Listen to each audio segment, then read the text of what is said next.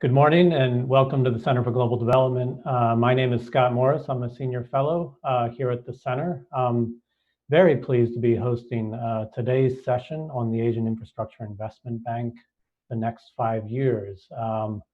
This is a good time to be looking at the AIIB as they approach their annual meetings, virtual annual meetings in just a few weeks. And looking a bit ahead as they approach a key anniversary, early anniversary for the institution in terms of the first 5 years, and then really seeing that as a sort of a key point to be thinking about the next 5 years as they are and developing a strategy that will take them forward. I'm particularly excited because we really have an excellent group of participants. And that begins with Sir Danny Alexander, who's agreed to join us. He is Vice President and Corporate Secretary at the bank, where he is in charge of the institution's relationship with its membership. So the member countries, 100 plus now that participate in the bank. Sir Danny was, before joining the bank, was part of the leadership of the UK coalition government between 2010 and 2015, and was knighted in 2015. So Danny, welcome. I'm neglecting though a bit of housekeeping before I bring you in. Sorry, because I want to make sure that our viewers and listeners know that they have an opportunity during this session to ask questions. So let me briefly address that. So if you do have questions for our speakers, you have multiple channels to submit them. You can email them at events@cgdev.org. You may tweet them. Our Twitter handle is @cgdev, and the hashtag is #CGDTalks. Or you may submit them on the YouTube channel. So please take advantage of that. They will come to me as a moderator, and hopefully I can turn to any questions that you have in the audience. So sorry, Danny, back to you. I want to get right into it. We're going to have a conversation for a bit of time, and then I'll introduce our other panelists after that. I want to let me start because you were an early senior level hire at the institution, and frankly, probably one of the earliest hires in general in the earliest days of the bank.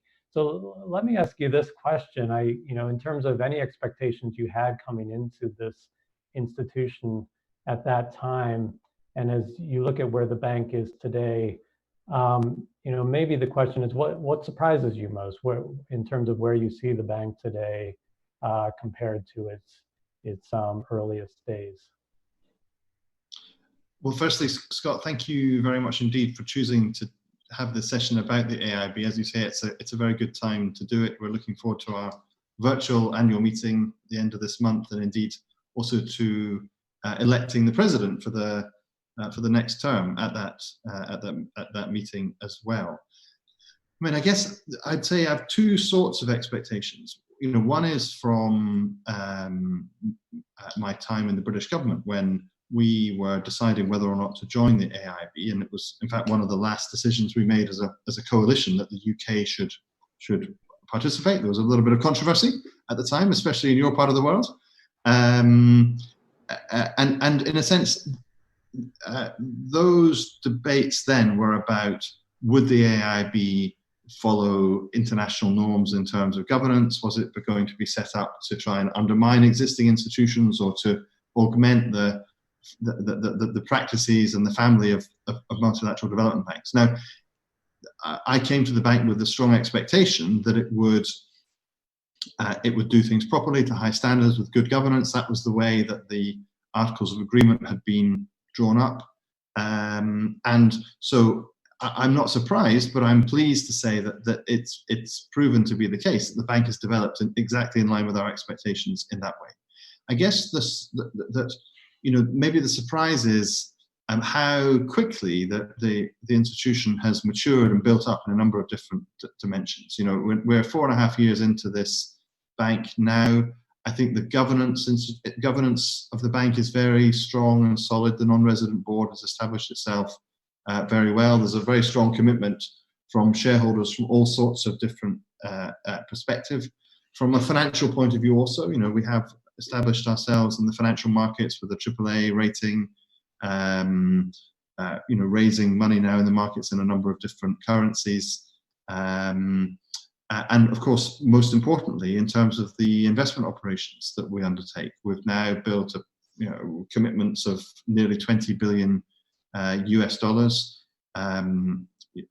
Augmented recently by a very rapid build-up of crisis-related loans, and the fact that we've been able to build up a high-quality portfolio across many different members of the bank in both public and private sector, that's developed very quickly. It's been supported by a wide range of partnerships, and some of those partnerships have been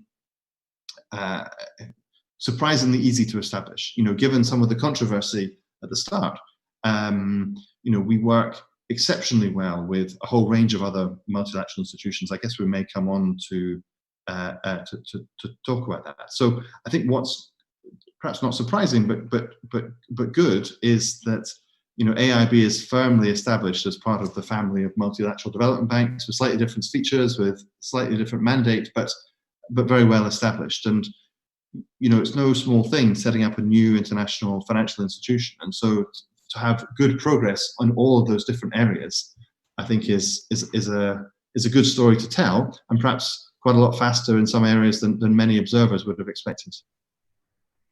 Great. No, thank you. And I think you gave a very nice walkthrough of the different dimensions of frankly, what I see as the success of the institution. I think there's, alluding to some of the controversy, particularly here in Washington in the early days, and looking back to 2015,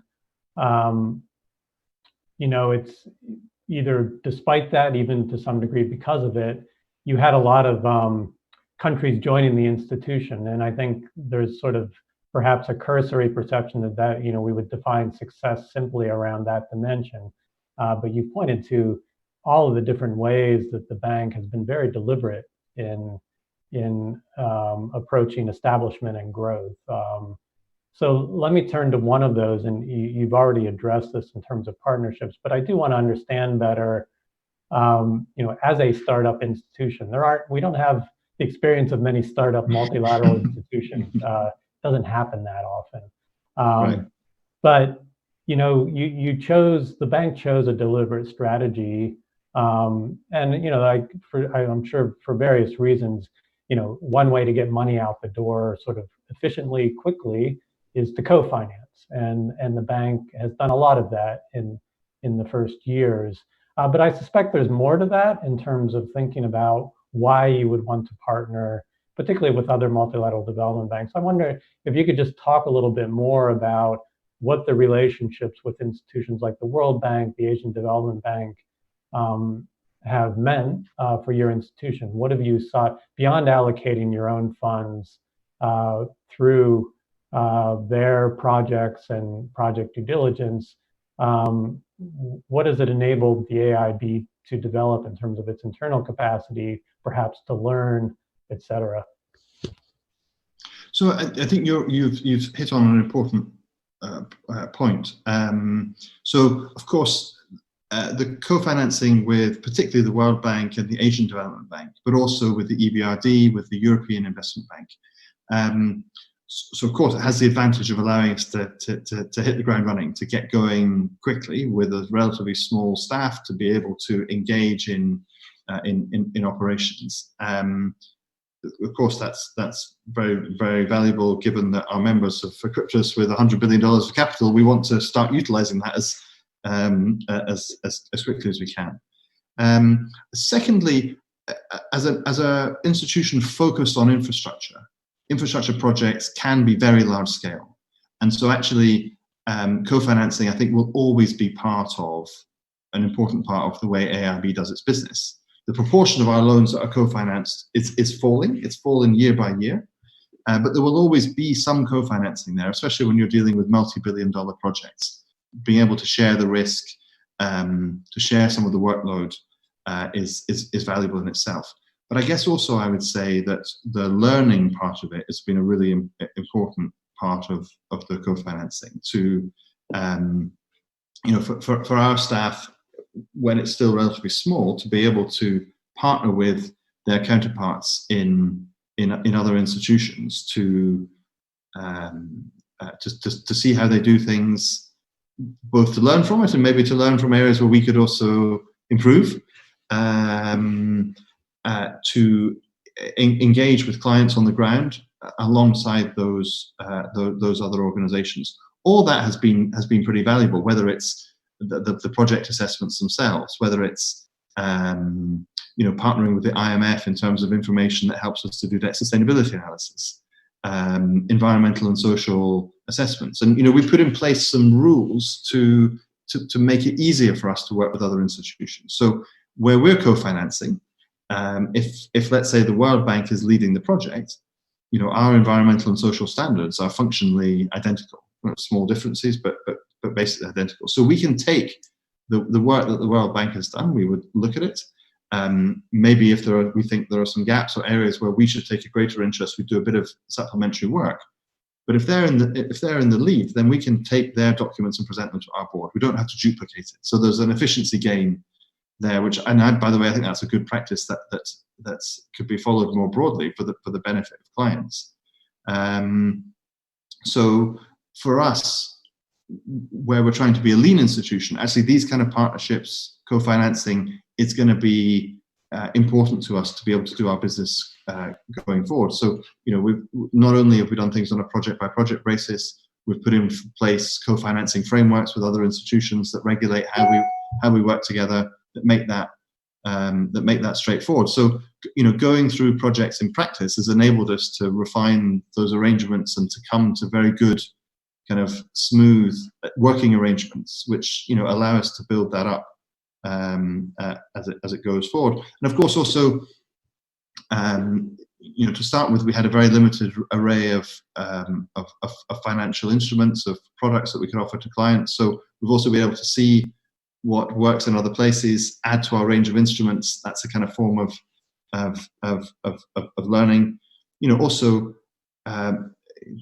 right now, AIIB, we only have our headquarters in Beijing. We have a very centralized model. We don't have any fixed presence on the ground in member countries.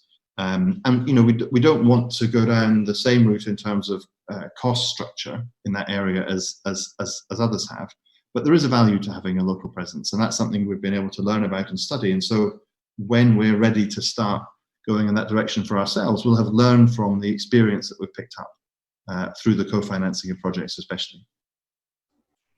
Yeah, thanks for that. It's interesting. I think where you've sought these partnerships to some degree out of necessity in the early days, as you suggest, I think there is something that the bank is contributing to the whole system through the process, because as much as all of these MDBs have similar features, they look a lot like each other in key respects. Given that many of them have been around for many, many decades, it's surprising the degree to which they have a hard time working with each other. Right. So I think, having the AIIB really pushing on this with an array of the multilateral institutions, I think probably unlocks, some of the opportunities that have not been exploited, that may not involve the AIIB. So I think that's been a very useful contribution.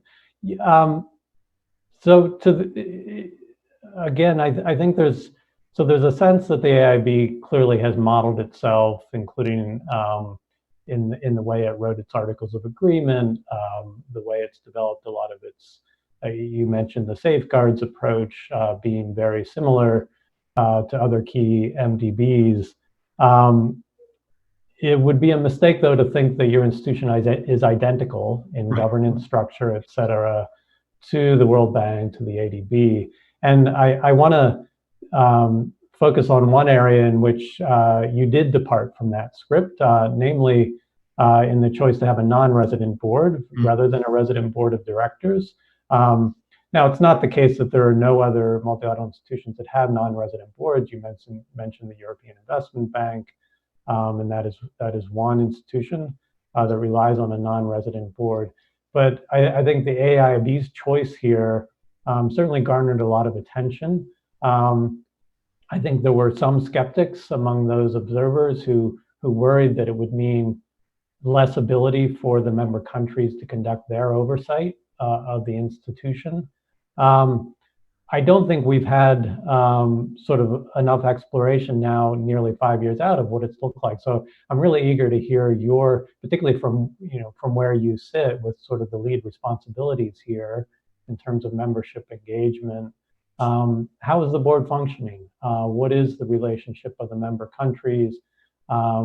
Where perhaps are they raising either concerns, or where are they satisfied with the approach of this non-resident board? So let's talk about that for a few minutes.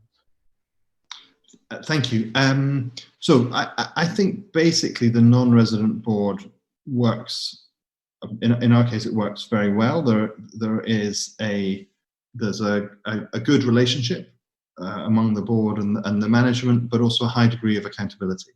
And I think one of the things that the non-resident board has been able to do is to think about how it's going to focus its time to maximize its impact on the institution in the key areas that are the board's responsibility, and specifically to focus on setting the policies, the frameworks. We talked about that earlier, guiding the strategy development of the bank. Right now, we're in the closing stages of setting up the first corporate strategy of the bank, and crucially establishing a very clear division of labor between the board and the management that creates a framework for accountability in the institution.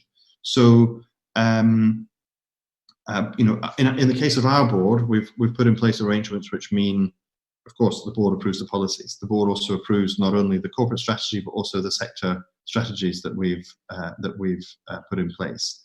In relation to approval of projects, our accountability framework includes a substantial delegation of authority over project approvals to the president from the board. Now that's perhaps more akin to private sector practice, where the board will set the direction and then hold the management accountable for their delivery on it. Of course, quite properly, members expect that for the more complicated, challenging, risky or controversial projects, those will always go to the board. And so we have a kind of call-in power. Any project that's coming forward can be called to the board by any director. And in practice, the delegation was set up so that it would phase in quite slowly by ensuring that the board always approves the first project in any country or in any category. But I think over time that will become quite a distinctive feature of the AIIB. I mean, our president Jin Chun talks about the importance of accountability in the institution, and he wants to be held accountable, and he wants his management team to be held accountable by the board for the projects that we're implementing based on the strategies that they've set. And having that clarity in terms of the division of responsibility helps. It's also meant that in the case of our board, we've developed some tools, some additional tools for them to hold the management accountable. For example, our board now conducts an annual performance appraisal of the president. That's common practice in many walks of life, but it has not been common practice among international institutions. That happened for the first time last year. We're going through it again now in parallel with the election process, and proved to be extremely valuable opportunity for both sides. We have pretty detailed information on projects, including red flags and risks that have arisen that go to our board. Our board has taken ownership also of the risks that the bank is taking. We have a risk appetite statement approved by our board on an annual basis, which again is, if I think back to my time in the British government, post-financial crisis, that was one of the areas that regulators and governments changed to say, if you're the board of a financial institution, you need to be responsible for the risks you're taking. You can't delegate that or pretend it's someone else's responsibility. Our board does that. So I think there are ways in which the governance is pretty modern. It's effective. We have good technology to avail it, and obviously our board meetings have been like this for the last few months, and will be for the next few months. But actually, in our case, we've been having pretty regular virtual board meetings anyway. So our board was quite used to that means of engagement. I think the challenges come as the institution grows and becomes more complex, and the volume of information and the time that takes from board members, and the willingness of members to continue to do what they've done so far, which is to appoint very high quality, pretty senior people to take those roles. That's been great for the kind of strategic guidance of the early stage of the bank, and I hope that will continue. Ultimately, that's of course in the hands of the members, and then it's an information sharing business, and so we have to be able to ensure the board have the information they need to hold the management accountable, and that's an important challenge for any secretary of any institution, whether you have a resident or a non-resident board. In some ways, having the technology to be the funnel helps in a way to ensure that's done consistently, that every director has the information that they need. But obviously, as you become more complex, that's going to be an increasing challenge too. Yeah, it's interesting. You made the important point. It occurred to me after I asked the question that, of course, in the current environment, this perhaps feels less like a wedge issue. Everyone's virtual, right. Everyone's non-resident across these institutions. But it was, those who were impressed by the choice that the bank made here at the time, really characterized these resident boards as an anachronism, that they were created at a time, some 75 years ago, when communications were difficult and physical presence was key. At the same time, you had key actors. I remember the president of the AIIB at the time really doubled down on his embrace to say, no, it's important for us to have country representatives in-house, down the hallway. It does sound to me, from how you've described it, it is a combination of taking full advantage of technology, of course, but also structuring decision-making in a way that ensures accountability, but not with exactly the same kind of model that has your board taking on just a lot of direct project oversight, as we tend to see in the other institutions. Right. So I think it'll be interesting to watch this evolve, as you say, particularly as the institution grows. And frankly, I've long thought, if you look at the history of the other MDBs, frankly, a lot of the rules that they develop over time under the mantle of accountability are in response to a crisis of some sort. Right. And I use that term in terms of project level. Something's gone wrong. It lands in the press. The bank has to react, and they create a whole new set of rules. I think, again, to some degree, the AIIB is still in this honeymoon period. So crises of those sorts are inevitable, I would say. As you say, particularly in the business of infrastructure, these are big, complex projects. Things will go wrong despite best efforts, and it'll be a question of how the institution reacts to that. And I think a lot of the standards regimes of the other institutions both reflect sort of smart learning as a result of those experiences, but also to some degree overcorrecting with even more risk aversion. So I'll look forward to seeing how the institution navigates those tricky territories. Let's say, so speaking of, go ahead, did you want to? I was just going to say, I think your points are very well taken, and we're only into our 5th year of operation. So I think in all these areas also we have to be pretty humble and continue to learn as we go. I think that there are real advantages in our case, but each institution is different. But I think for the type of institution we are, the non-resident board works very well, but we have to continue to work hard to make it effective. And that's the onus is on the management, but also on the member countries to work together to achieve that. The other part of it, I wanted to flag this because I think it is both innovative as a model compared to the other institutions, and also well worth watching, is that the AIIB's use of outside experts on key committee functions of the board. So correct me if I'm wrong, but I think it's the audit committee in particular where you appoint, what is it, outside directors? I don't know what the title is, but that is a departure from practice.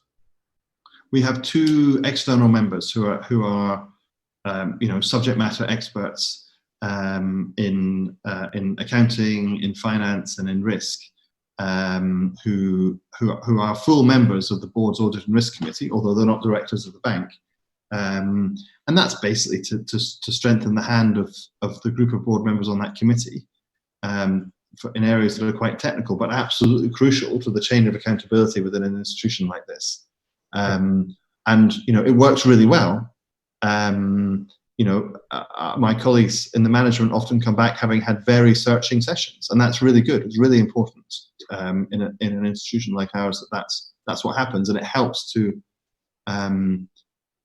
us to maintain the highest standards that we aspire to in those areas. So that's, you're right. It's an innovation, but it's been so far very successful.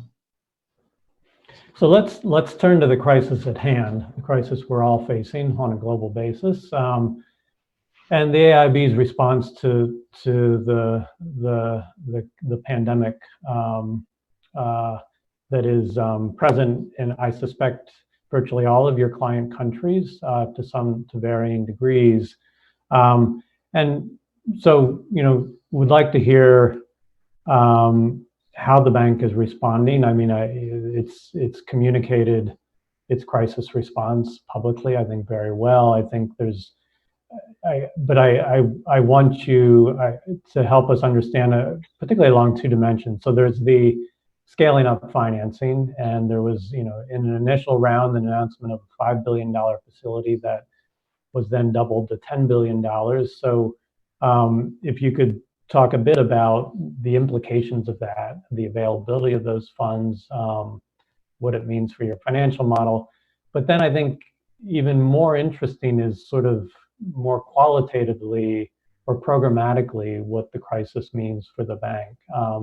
An institution that has infrastructure in its name, and yet to some degree, I think the emphasis in crisis response is that the bank has to take advantage of being nimble as a young institution and think creatively about how to interpret its mandate to be responsive to this crisis. So maybe it is a shift away from bricks and mortar, roads, bridges, to thinking about what does a health response look like. I think we'd like to understand how you're thinking about the nature of the institution's crisis response here. I think the word you chose was agile. Is an interesting one in this context. As you know, we aim to be an institution which is lean, clean, and green. And you hear that every time, so I wouldn't let your audience go without that core message. But the lean part is particularly important because we want to be responsive to our clients. We want to be agile and flexible and quick in meeting needs where they arise. And so in a sense, for us, at least in part, the crisis is a test of our ability to operationalize that when the needs arise. And so you're right that we've scaled up the financing now, $5 to $10 billion, quite possibly if there's demand more in future. I think one has to see this period as really phase 1 of a crisis response where you're dealing with immediate needs. Phase 2 is the economic recovery, which is going to be important and hard in many parts of the world, where perhaps our business as usual activity is more important. But we've done things that we would not do in a normal circumstance. So we've been willing to do policy-based financing to offer loans which are basically budget support to our member countries. That will not be a permanent tool of AIIB, specifically in response to this crisis. We're only doing that in partnership with the World Bank or the AIIB. So the partnerships we've built up over these first years have really come into their own in this period, because it's enabled us to work closely, flexibly, and quickly to provide loans that augment what those institutions are able to do in places like India, Indonesia, Pakistan, Bangladesh, and so forth. The word infrastructure is one that has many features. We've focused on economic infrastructure so far, and that's very much our kind of business as usual direction, and indeed our future strategic direction. But health infrastructure, social infrastructure is part of infrastructure, and so we've kind of opened up a line of business in health, where again this is rapid response. These aren't large-scale, long-term infrastructure projects. These are helping to finance the development of disease centers for disease control networks, building up hospital facilities, providing medical supplies, this kind of thing. But I think it's an area where, as an infrastructure institution, health infrastructure is an area that we can play a role in future. And then lastly, we've streamlined some of our processes to enable us to move quickly, especially with the budget support, where the needs of some of our borrowers who face very real financial squeezes are very urgent. You have to be able to turn those around within a small number of weeks, and so we've been able to do that by streamlining some of our internal procedures. And then you're right that we've scaled up much more quickly. The volume of financing, what we're doing this year because of the crisis, is much greater than we'd envisaged at the beginning of the year. I don't think it fundamentally changes our financial model, though obviously much of this lending is heavily skewed towards the sovereign sector. And as we develop the bank, we want to develop both the sovereign and non-sovereign business as kind of equal parts of the institution. And so having that strong presence of non-sovereign lending in the bank's portfolio in the long term is very important to the financial model. But in a position where we have $100 billion of capital, even today, 20 billion of commitments, we have a lot of financial capacity. So we should use that in a sensible way where we can to support the needs of our clients. Great. So I do want to turn to our other panelists, but before we leave this conversation, we should address the topic of this entire session, which is the next 5 years. Sort of launching from this crisis period, which was not expected, the bank has adapted quickly. You've been in the midst of a planning process around strategy, thinking about the next 5 years. Maybe just give us a couple of minutes on what that has looked like, perhaps if it is adjusting to a new reality. It's obviously very hard to think long-term in a period of uncertainty, but you're forced to do that nonetheless. So perhaps describe that to us. Well, over the last 4.5 years, we've developed some strategic priorities in terms of the areas that we particularly want to develop at AIIB. Those are sustainable infrastructure. So AIIB was founded just a few weeks after the Paris Agreement was signed. All of our members are signatories to the Paris Agreement, and so we see a significant role for AIIB in supporting our members to develop infrastructure which is environmentally sustainable, climate compatible. And if anything, it remains to be seen exactly how thinking about the recovery will develop post this crisis, but there's been a lot of discussion in many members, both developed and developing member countries, about the importance of trying to foster a green recovery, and to focus some investment in those areas as many different countries are thinking about their recovery strategy. And I think that's an area where AIIB can play a significant role in supporting the next phase of green development, which is potentially consistent both with a crisis response and with a long-term strategy. In addition to sustainability, we've focused on connectivity, we've focused on private capital mobilization as the other two priorities. We've been giving a lot of thought to digital and technology as a key infrastructure sector, where, within Asia and beyond, there are significant digital divides between the technology available to low-income countries and those available to higher-income countries, and the infrastructure to back those things up. If anything, one lesson of this crisis has been the importance of technology in allowing all sorts of systems to continue to function, whether it's consumer systems, whether it's meetings like this. And so actually an increased focus on digital infrastructure feels like it's important anyway, given the world we're in, but in the response to the crisis also feels very, very consistent.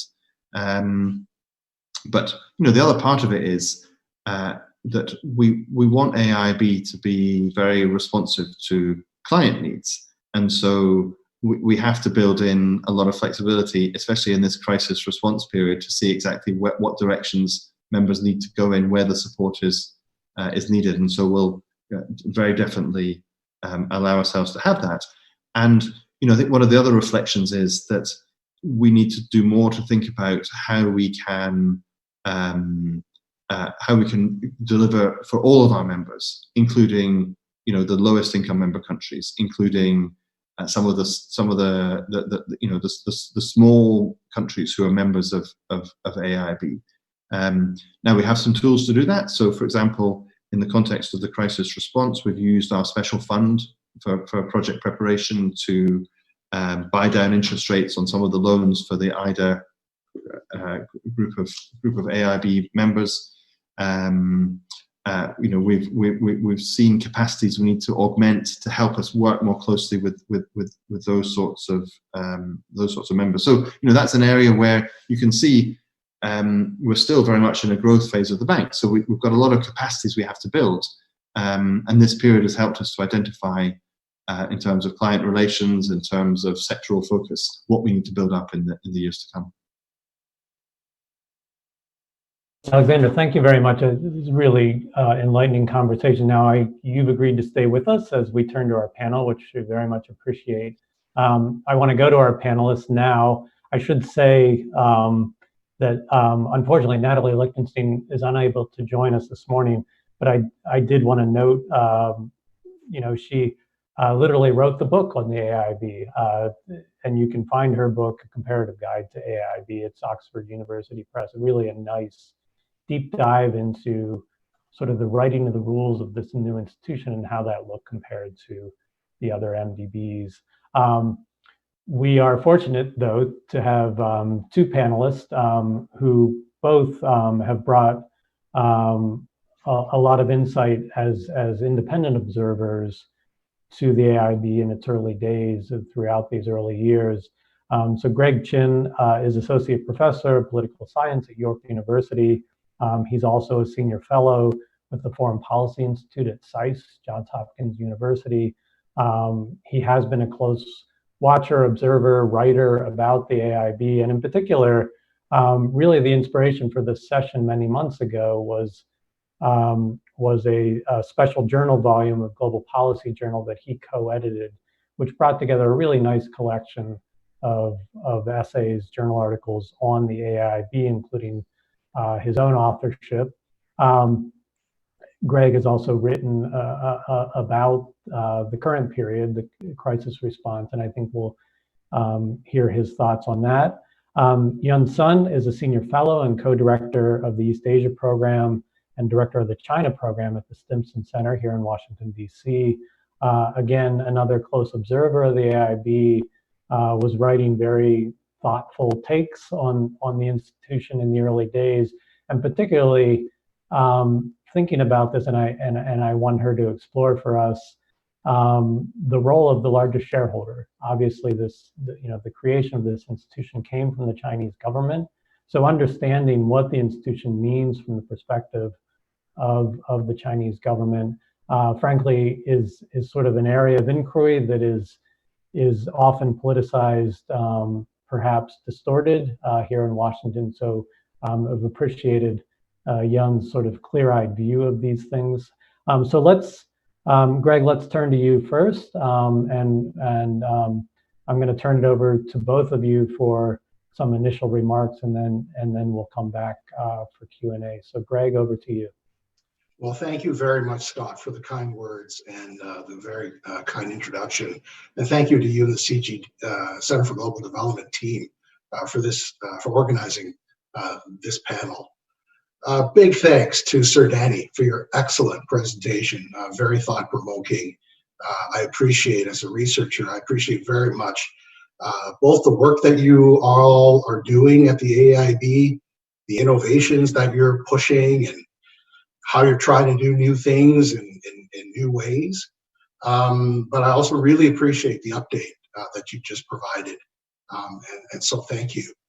I'd just like to ask kind of maybe raise 3 points that have some questions attached to them that build off in some ways what Scott mentioned about that journal, that collection of articles in the Journal of Global Policy that we put together on the AIIB. That was published last November.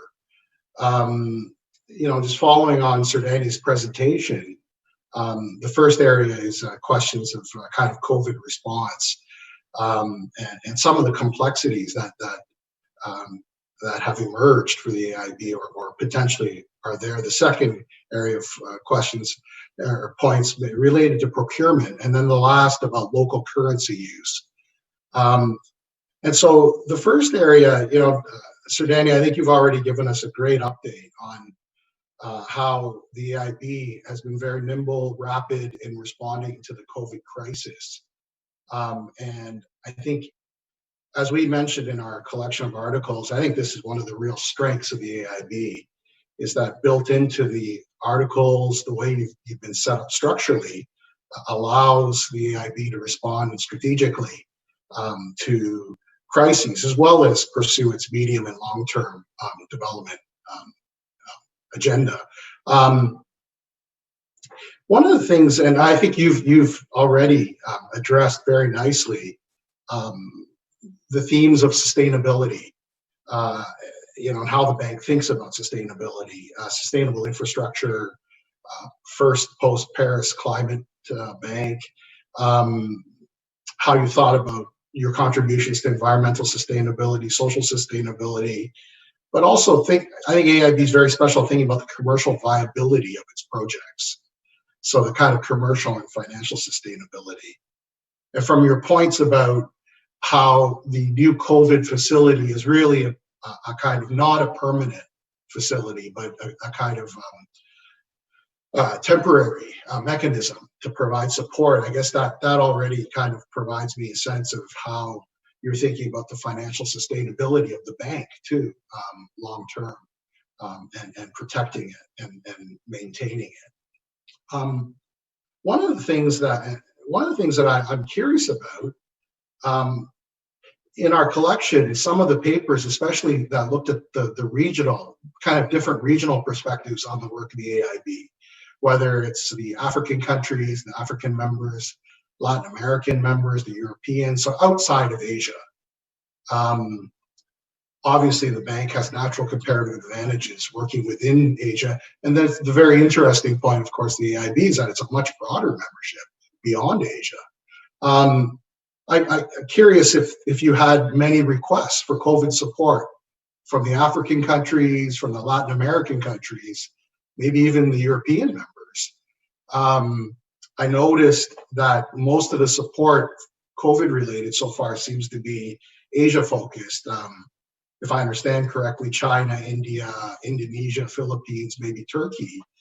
So just wondering if there's demand from outside of Asia for AIIB to provide support, and whether you're considering that now. Scott, let me know if I'm running out of time, please. The second area is procurement, and I guess this is where you mentioned that there's been some adjustments to how the AIIB has been, can kind of get things moving to respond quickly amid COVID. And so I just wonder, on procurement, we as researchers, we have a pretty good sense from your articles and other statements what the rules of your procurement procedures are, that your procurement is open to everyone, and that. But I think so far we don't really have a lot of info on kind of where the rubber hits the road as far as procurement. And I wonder if there's anywhere where I can find out more information on the procurement decisions related to the AIIB projects. And the third area, Sir Danny, I noticed during COVID that you've also moved to AIIB's issued its first set of Chinese renminbi bonds, panda bonds, and I found that to be really interesting. I follow this theme of kind of renminbi internationalization. We've also, I've noticed that for the AIIB, it's not just renminbi internationalization. You've talked about currency use more broadly, whether it's Indian rupee potentially, Turkish lira, Indonesian rupiah, Russian ruble. In the media, I've noticed you've given statements about project lending in local currency, and I understand that maybe there was some activity for the bank around mid-December of last year. There may have been some action taken. Just wondering if there's any updates on that, and whether on the fundraising side, whether the bank intends to do more RMB fundraising in the future. Whether it's to raise RMB to be able to lend to China on projects, or even kind of swap mechanisms where you raise the money in RMB and swap into other currencies, whether it's local currency or US dollar. So just wondering if you could provide any updates, because I tend to see this area also as an area where potentially AIIB could be quite responsive and have a certain niche as far as responding to local currency use. So those are my basic points and questions, if that's okay. Thank you. Great, thanks, Greg. You've sort of teed up three categories of questions to come back to Danny with. Let's hold on that. I want to go to Yun Sun. And Yun, over to you. I sort of teed up a bit of what we're hoping to hear from you about Chinese government participation and perspectives, but anything else? You've been a patient listener so far, so anything that you'd like to address, and particularly in reaction to the discussion. Over to you. Sure. Thank you, Scott. Thank you for the invitation to be on this panel. I learned tremendously from the thoughtful and comprehensive presentations from Sir Danny and from Greg. So I was asked to talk primarily about the relationship between AIIB and China, and this is an issue that I've been following since basically 2014, before the bank was created. And I think there are some interesting revelations that I would love to share, and also some questions probably to Sir Danny, mostly focused on the procurement side as well. So as someone who follows the Chinese overseas investment Belt and Road and the Chinese, especially financial institutions, operation related to Belt and Road, I have to say that the amount of information that AIIB provides on its website about its projects, about its decisions, and about the environmental evaluation is self-explanatory and evidently different from what the traditional Chinese institutions' common practice has been. The level of transparency and the level of information that's made available to outside observers just forms a sharp contrast to the lack of information from anywhere else that we would see from the Chinese, for example, policy banks. And if you go to the AIIB website, which I recommend all of our audience to try it, and just look at how the information is disclosed, the number of projects, the areas that these projects are focused on, the country coverage or the economy coverage, and the level of financing that's approved and the decision made based on the environmental considerations. I mean, all those information is, I don't think you can find that anywhere else in China. So I would say that based on that, I would say that AIIB is categorically different from any financial institutions in China that we could see. But still, there always remains this question, especially for people who are in Washington: what is the relationship between AIIB and China? We know that China is a founding member and is also the member that initiated AIIB to begin with. And China also remains to be the largest capital contributor to the bank. The bank's headquarters is based in Beijing. The new headquarters building is tremendously impressive. And it is former senior officials from the Chinese government who is the president of the bank. And the bank, at least during its early years, has staffed its institution through staff seconded from the, for example, Ministry of Finance. At least a fair number of them were seconded.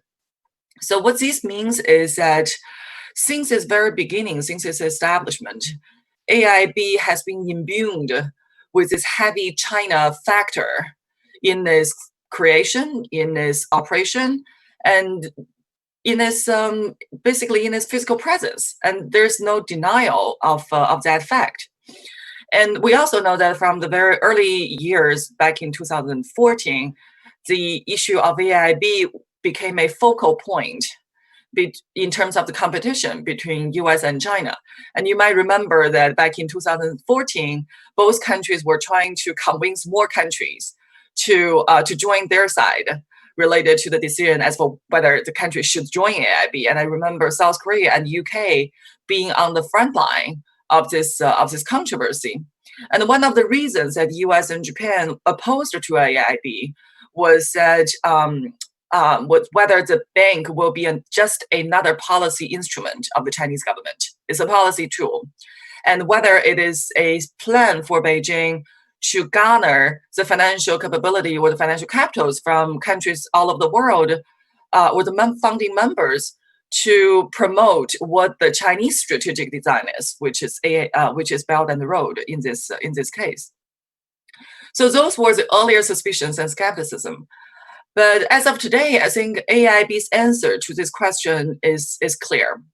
That through its own management structure, through its decision-making process, through the result of its investment and loan decisions, AIIB has proven to the world its nature of being independent from the Chinese government. But I think the intriguing question for observers is that as a bank initiated by China, what kind of role that AIIB has played in China's regional or even global strategy? I think that's a slightly different question. The bank's decision might be independent from the Chinese government, but does the bank serve no role in China's promotion of its regional and global strategy? I think that's a more intellectually intriguing question that I would love to discuss. So there's several points. First of all, AIIB is a multilateral development bank initiated by China. I think this has shown the world that China has a role to play. China does not only have the power to inspire the creation of new MDBs, it also has the capability to implement such a vision. And China was also able to demonstrate its leadership in this area. So AIIB has served as a pretty effective piece of evidence to show China's appeal or China's capability as a global power, especially in the field of MDB. Since the very beginning, AIIB has been emphasizing that it is a supplement to the field of international development instead of a replacement. And AIIB was also able to use its lean structure and its lean decision-making processes to show it is different from the traditional MDBs. So I think those are you could say, value added, or those are the plus points for China as a leader of the AIIB. Secondly, I think AIIB also shows the world that even this MDB was created and initiated by China, it can still be transparent. It can still be effective. And this has formed a sharp contrast to what people traditionally see as a traditional way of Chinese policy banks practice. So especially since the beginning of the Belt and Road Initiative, a lot of the projects that we see that Chinese government has supported along the Belt and Road has been seen as white elephant projects, or they're opaque, or some of the projects are wasteful. And the accusation on China for creating debt traps for these countries have been particularly prominent in the international arena, and raising a lot of questions and skepticism of China's intention. And all these accusations do not stand in the case of AIIB. But of course, the reason that AIIB has this type of capability does not mean that China is not pursuing this type of projects outside the scope of AIIB. And China has other financial institutions and policy banks to support those projects. It means that what AIIB has selected are the high quality, bankable, and viable projects. And I think this has significant implications for improving China's future financial investment with financial loan decision practice, because the AIIB is proving that even with this tremendous role that China plays in this bank, the decision can still be good decisions. So does AIIB support Belt and Road Initiative? I think that's a question a lot of people here in Washington would ask. I think in terms of the decision making of AIIB is independent. But there is also no denial that the projects and the directions that the AIIB is supporting has tremendous overlap or similarity with what Belt and Road has been supporting as well. So one overlapping area is that both Belt and Road and the AIIB are focused on infrastructure development, are focused on the hard infrastructure, and also focused on the connectivity, like Sir Danny just mentioned. And currently, the 23 economies that the AIIB has projects in, there are also the countries who are participating in the Belt and Road Initiative. So you could say that the projects that AIIB supports share some commonality or even share some same agendas with the Belt and Road, but they're not part of the Belt and Road projects. But for China, the fact that there's more financing, more funding available to serve the similar purpose in this overlapping area, of course, is good news for China, especially when this financing or these decisions came from a source that the Chinese government will see as trustworthy and reliable. So you could even argue that if China's goal eventually is to utilize this infrastructure along the Belt and Road instead of owning the assets along the Belt and Road, then what the AIIB is doing serves China's Belt and Road purpose quite well. Then the next point, I have two more points to make. The fourth point is that if we look at the loaning decisions of AIIB, it's very clear that China has not received a lot of funding from AIIB. I think that's quite extremely clear from his project list. The three projects that AIIB supports in China so far comes to around $1 billion US. And the first one was only approved in 2017. And in comparison, India has received 17 projects financed by AIIB to the total of 4.4 billion. And even Bangladesh has 9 projects coming, the total comes to around 1.5 billion. So I would say that China has not benefited tremendously from the AIIB funding. But then that gets to the procurement question. That Greg also mentioned this. And the interesting question is, are the projects supported by AIIB also being carried out by Chinese contractors? So does Chinese contractors benefit disproportionately from the projects that AIIB has been funding in these 23 economies? After all, the purpose of Belt and Road, the infrastructure development, is to absorb the overcapacity in the Chinese economy. And this issue currently cannot be deliberated or cannot be examined from the details or from the information reviewed by the AIIB, at least not on the website. That who are the contractors doing these projects? And if we look into specific projects that basically do a comprehensive research on every projects, and I think they review a mixed picture. I selected a few examples.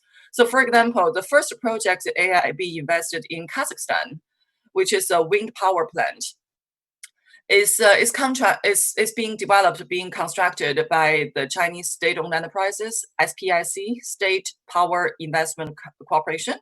And in fact, SPIC is one of the three investors of this project to begin with, and AIIB was fulfilling 1/3 of the total investment needed for this project. But SPIC is a contractor.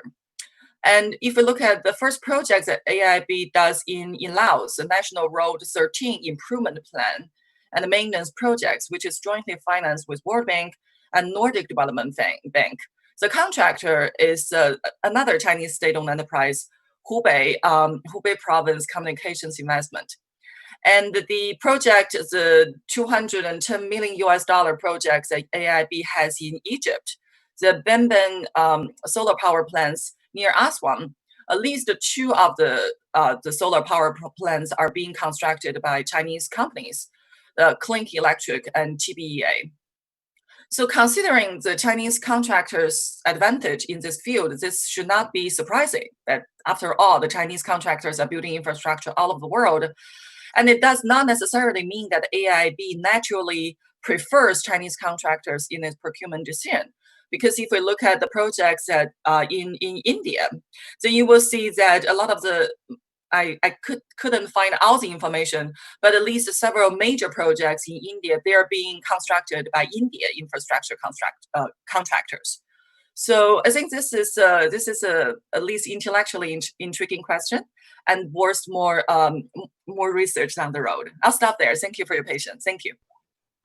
Great, Yun and Greg, thank you very much for those remarks, which include a number of questions posed back to Danny Alexander directly.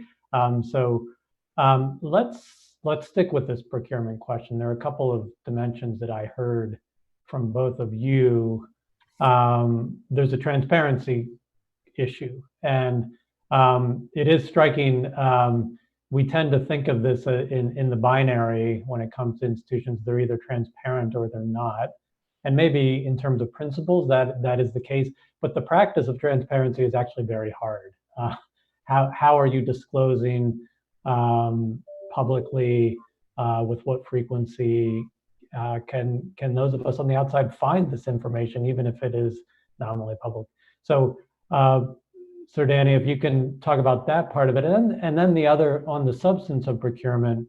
Both Greg and Yun spoke to this, but what is it? What do the procurement rules say? I mean, you are a multilateral institution modeled on the other MDBs in this area when it comes to international competitive bidding, which is qualitatively different from both Chinese bilateral actors and frankly, a lot of bilateral actors, namely export credit agencies, where the financing is tied to domestic firms. So there's, we should have a clear understanding of what the rules say. And then, really, as both Greg and Yun were alluding to, what has the practice been and what are the outcomes of procurement at the bank? So that I think that's a lot for you to address, but I do want to come back to you on that. Thanks, Scott. And I'll try and be brief because I know we have a lot to get through.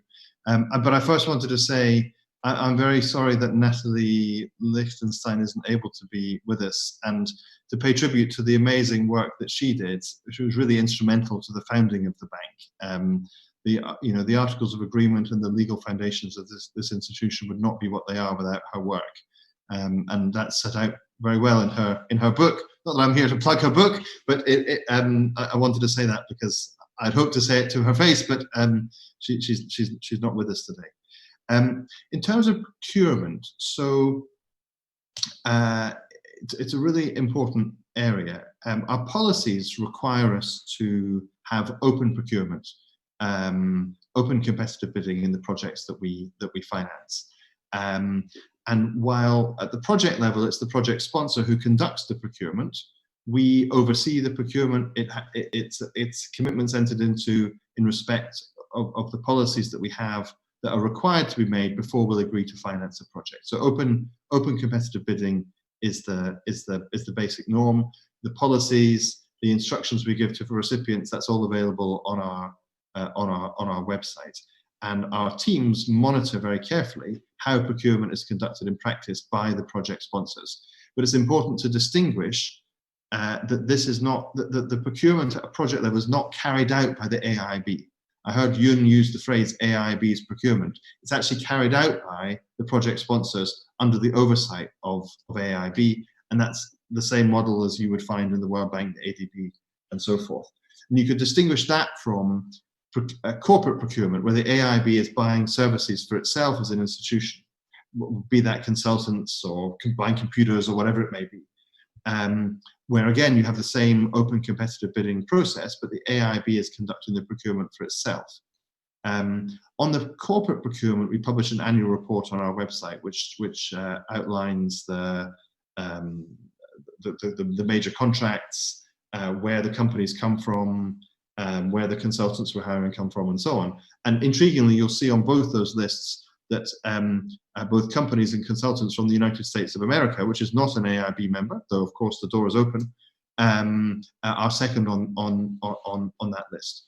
On the project level procurement conducted by the project sponsors, we, as much as we can via our website, advertise procurement opportunities to make sure they're transparently available to companies from all over the world. We don't have any limitation in terms of members and non-members, so companies from non-member countries are as at liberty to bid to take part in procurement at a project level as from AIIB members. We're working on developing an e-procurement system, which would then allow us to develop and aggregate data which could be published. So at the moment, that's something that we don't have and we should have, and it's being worked on to try and extract from the project level some information that can be shared via our website. But at the project level, as Yun's somewhat selective list of examples shows, there is transparency about who has got the contracts. But I appreciate that it takes a bit more work to find that information. But what I can say is that there is no there's no preference for companies from any country. It's based on an open competitive bidding process. And if you look at our projects across the board, you find companies from all over the world successfully taking part. And there's no pattern of contracts going particularly to companies from China or from India or from Turkey or from Europe. In different projects, the appropriate companies are successful. I've visited projects which are being delivered by Korean companies, by Turkish companies, by Chinese companies sometimes too. In that Egypt solar power investment, it's actually a bundle of 11 projects. Yun referred to 2 of them. That means there are 9 others being delivered by others. So it's a very open picture. But of course, as Yun also said, Chinese companies are highly effective in some of these areas. That the bidding is open to them also. If they win on a fair and square basis, whichever company wins on a fair and square basis should get the contract and implement it. That's to the benefit of the project sponsor. What matters to us is that the policies and the rules are followed carefully and implemented properly in the way that the projects are run. That's the bank's responsibility, to make sure that those things happen in the right way. So I hope that maybe gives some additional color. I do accept that our e-procurement system will fill a gap in terms of the information that we're currently able to provide. But that's simply to do with the time taken to implement such projects. Great. No, that's very, very helpful and I think responsive. And I think when it comes to procurement policy, it's sort of a very small community that gets excited about this, and for a lot of us, our eyes maybe glaze over. But it is, beyond being interested in what the outcomes on procurement look like, the policy itself is really critical and has far-reaching implications when it touches on anti-corruption, making sure you're getting value for money. I mean, so there's a lot to that, and I think it's, you know, I take a lot of comfort and have confidence that the bank has the rules that it does in this area, which goes, you know, well beyond ensuring some target in terms of the composition of firms in outcomes, is much more about the process itself. Is in the interest of the developing countries who are borrowing money for these projects. So we actually have a very good queue of questions from the audience. Let me take one that touches on this issue and more broadly the issues that Yun addressed, which is the multilateral character of an institution that has the Chinese government as largest shareholder. One interesting area, I think, of speculation, particularly in the early days, was the degree to which this institution that has established itself with multilateral credentials will be a channel of interaction, even influence, with some of the bilateral actors. So namely, I think the question, and I'm not only going to pick on Danny here, but for any of you to reflect on, is what goals might we have, and what is the reality of the AIIB's interaction, collaboration, influence over, say, the policy banks, China Development Bank, China Exim Bank? Is that a legitimate goal? If we're, you know, whether it comes to procurement rules, would we expect and hope that the AIIB has some influence in terms of any policy reforms there? Other aspects of transparency and reporting. I would pose that broadly. I think it's always worth noting, if we're trying to situate the AIIB in sort of this constellation that is including the bilateral sources of financing, it is, in terms of annual financing, it remains a much smaller player. But to some degree, I think that's, you know, we should be careful about even making those comparisons, because again, I think the AIIB has demonstrated that it is a multilateral institution. And, you know, it's, to call it a peer of these other bilateral actors is I think a little bit of a misnomer. But maybe any of you, and we'll start with Danny, if you want to speak to the nature of interactions, relationship between these bilateral actors and the AIIB. Yeah, thank you. So keen to address this question really head on.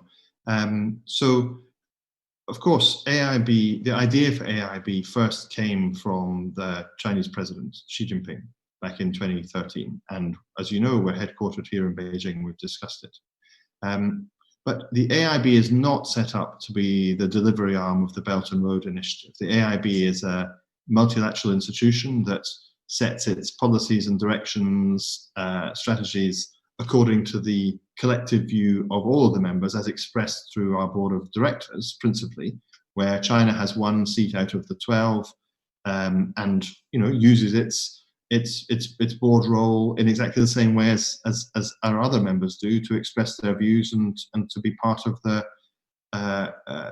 compromises or the agreements that are reached. So when we are selecting our projects, we're not looking at any label.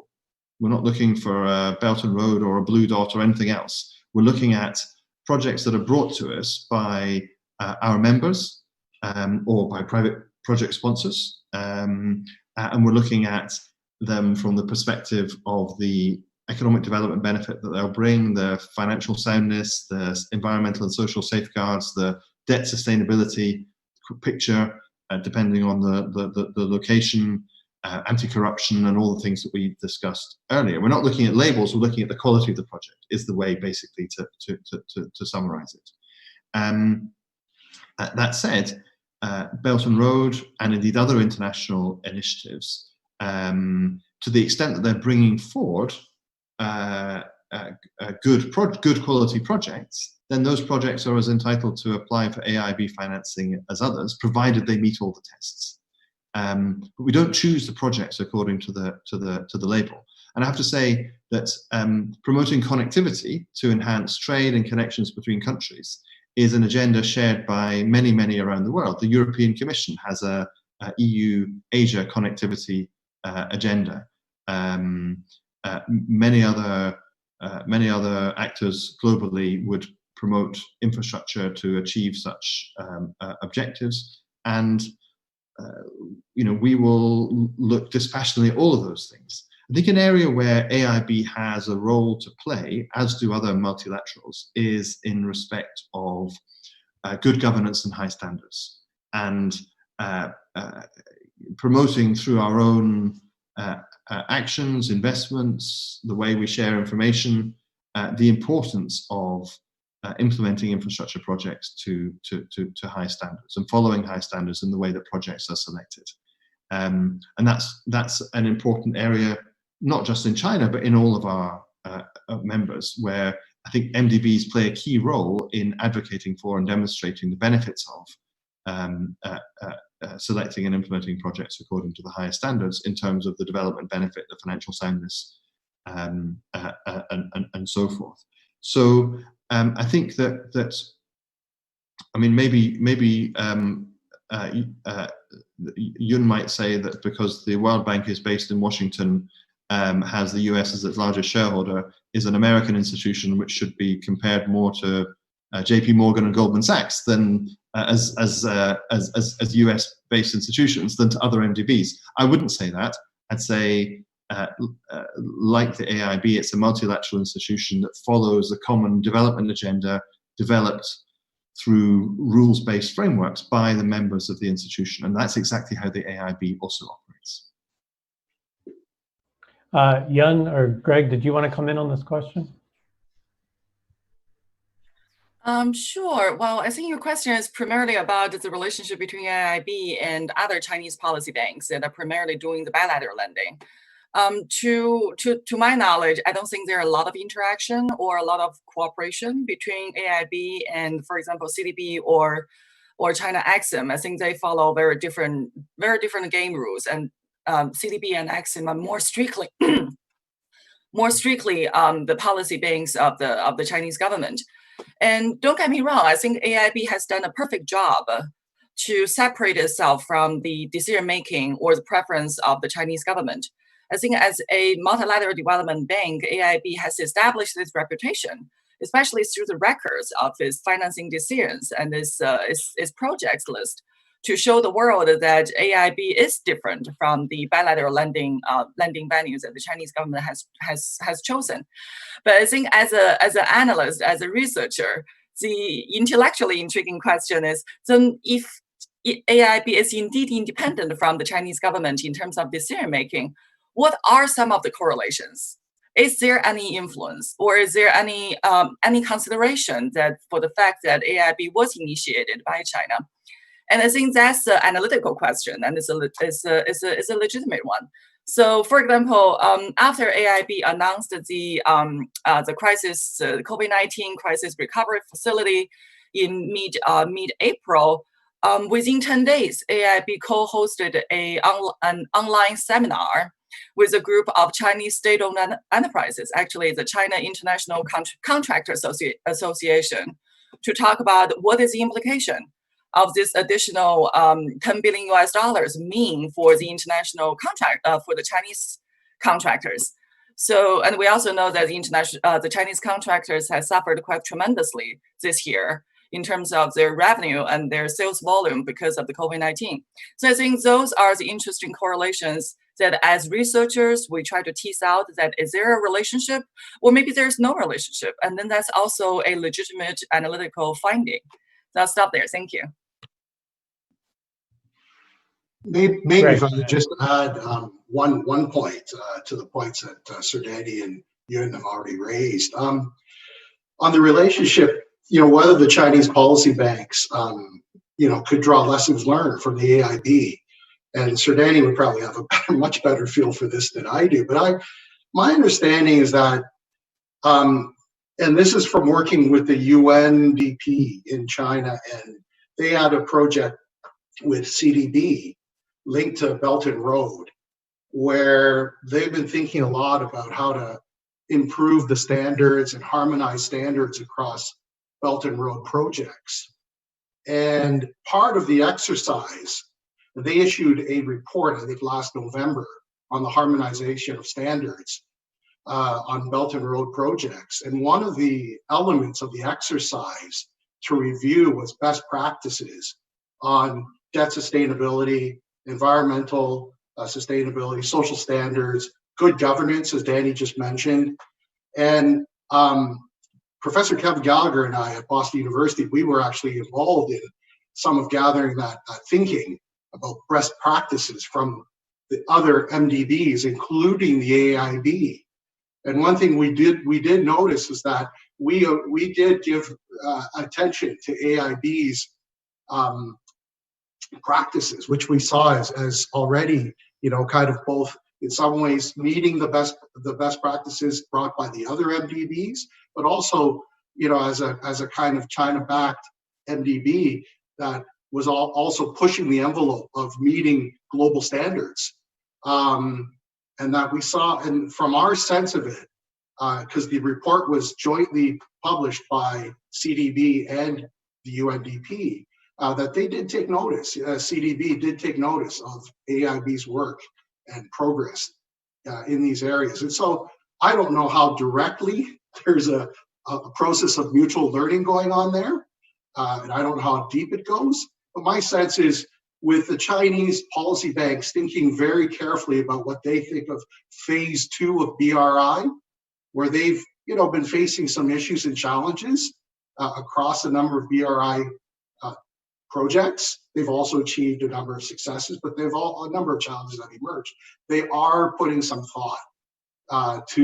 serious thought to kind of how to improve on standards. And I think AIIB does provide some important models this way for learning.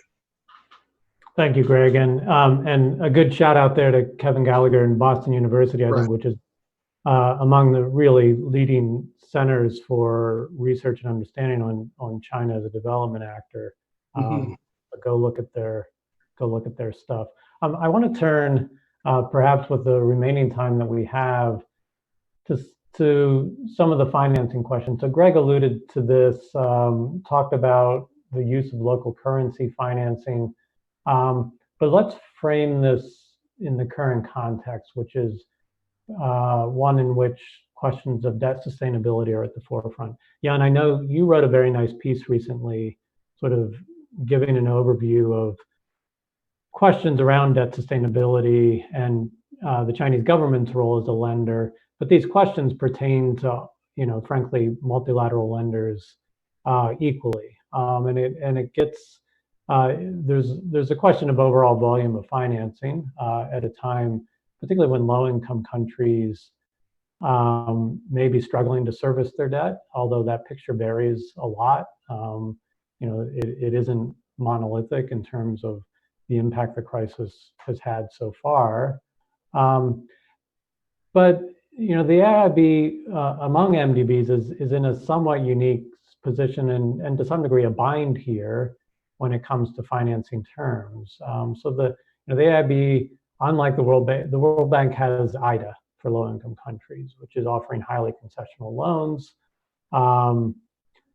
The AIIB essentially has a standard approach to lending, although certain innovations like local currency financing obviously do speak to questions of debt sustainability when it comes to external debt and servicing hard currency denominated debt. Nonetheless, I think in the current context, this does pose a challenge for the AIIB and its financial model. We had a set of questions. Greg raised this, and a number of the audience raised it, of recognizing the different financing needs of the full membership.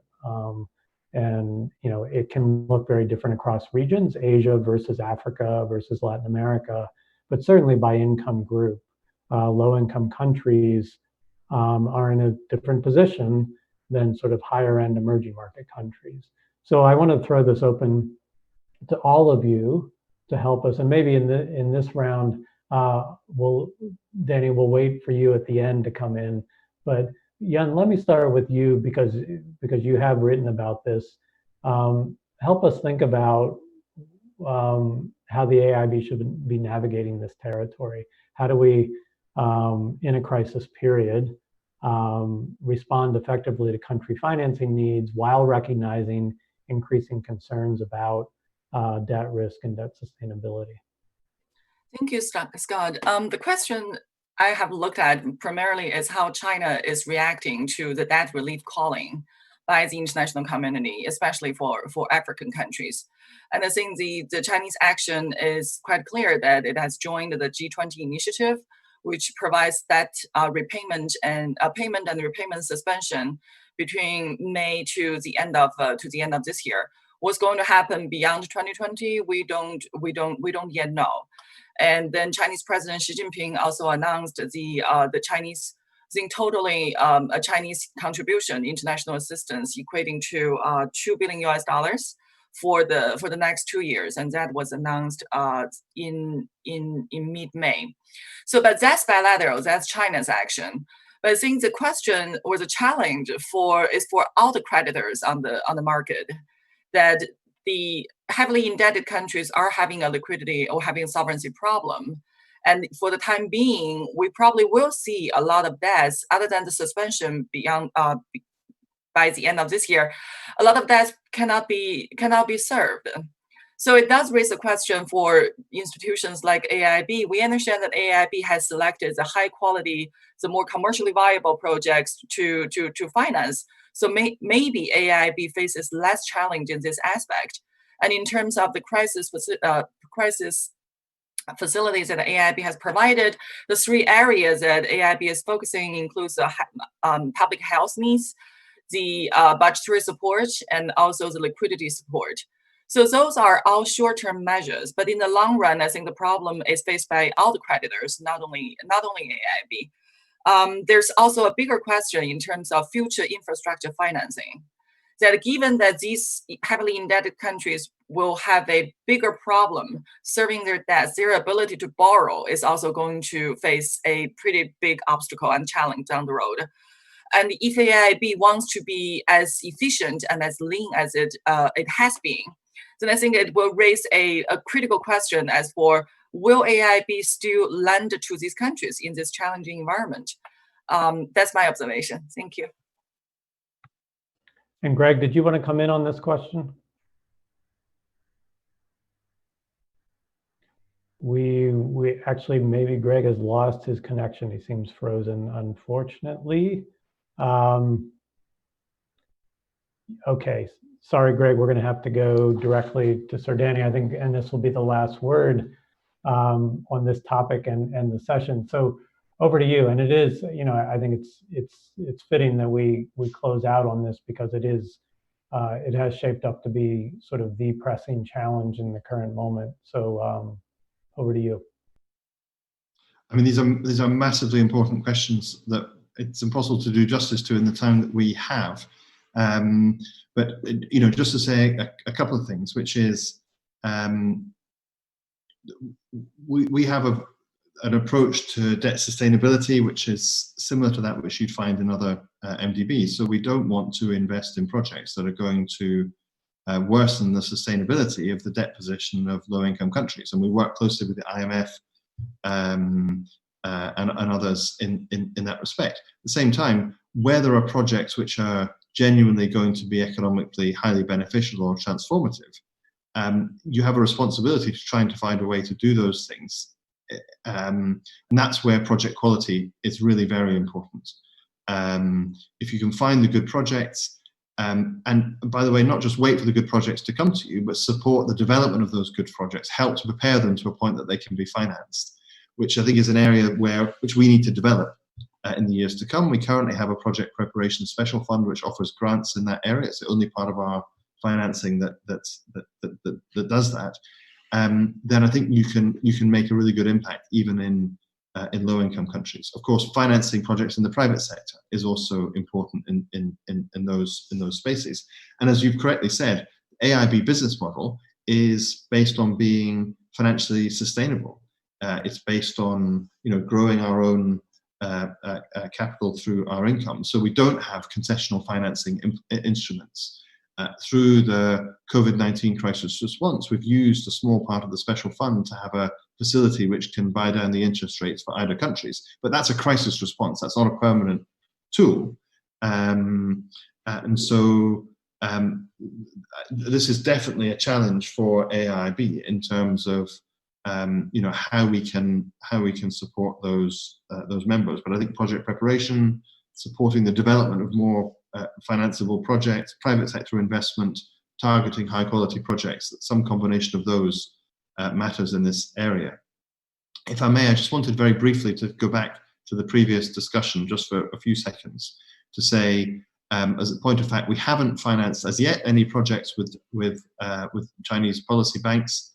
They're as open, those partnerships are as open to us as any other partnership, provided the projects meet our criteria.